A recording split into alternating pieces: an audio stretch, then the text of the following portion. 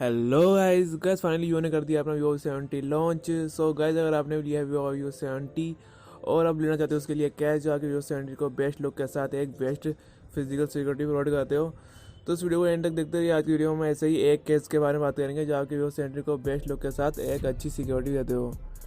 So hello guys, मैं हूँ अजय भट्ट और टेक्निकल यूट्यूब चैनल में आपका स्वागत है। सो गाइस केस का नाम है pinging frameless design rigid armour back case. Guys ये केस आगे Vivo V70 के बॉर्डर को बेहतर फिजिकल सिक्योरिटी प्रोवाइड कराता है।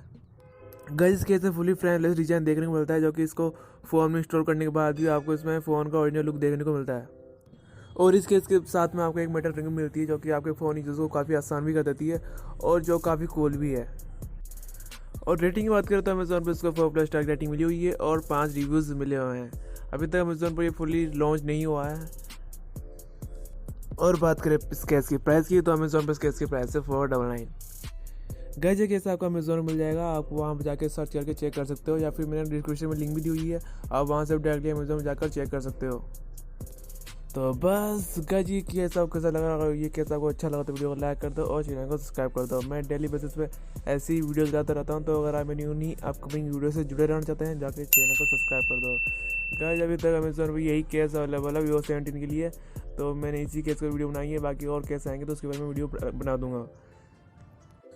तो बस फिलहाल वीडियो से इतना ही, मिलते हैं हमारे नेक्स्ट वीडियो में, तब तक के लिए गुड बाय।